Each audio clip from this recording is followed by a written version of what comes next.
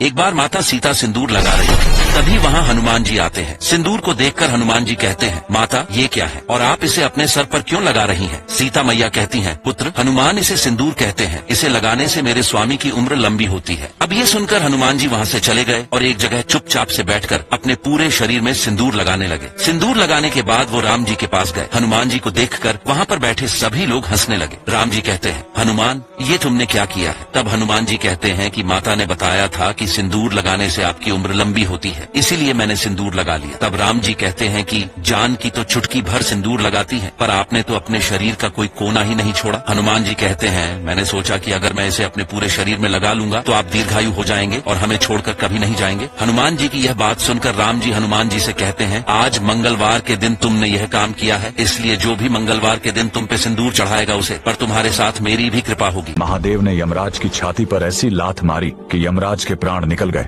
कहानी शुरू होती है महान शिव भक्त ऋषि मृकंडू और उनकी पत्नी मरुदवती से। सब कुछ था उनके पास, लेकिन एक ही दुख था, संतान का न होना। उन्होंने शिवजी की कठोर तपस्या की। भोलेनाथ प्रसन्न हुए, लेकिन घर में किलकारी गूंजी। बेटे का नाम रखा गया मार्कंडेय। और उसे अपनी मौत का सच पता चला तो वो नन्हा बालक बिल्कुल नहीं घबराया। उसने मिट्टी से एक शिवलिंग बनाया और तपस्या में लीन हो गया। लगातार 3 दिन बीत गए। तीसरे दिन जब मार्कंडेय पूरे 16 साल के हुए तो यमराज ने अपना फंदा फेंका, लेकिन यही उनसे सबसे बड़ी गलती हो गई। उन्होंने अनजाने में महाकाल को बांधने की कोशिश की थी। तभी जोरदार धमाका हुआ, शिवलिंग फटा और कालों के काल महाकाल प्रकट हुए। उन्होंने गरज कर कहा, मूर्ख, तूने मेरे भक्त पर वार करने की हिम्मत कैसे की? महाकाल ने एक जोरदार लात यमराज की छाती पर मारी और अपने त्रिशूल से वहीं यमराज का वध कर दिया। उस पल दुनिया से मौत खत्म हो गई। बाद में सृष्टि का संतुलन बनाए रखने के लिए उन्होंने यमराज को भी वापस जिंदा किया।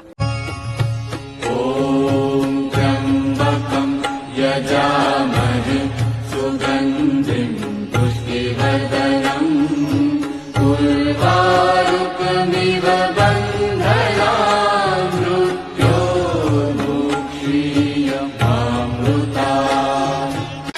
कोई राम राम कहता,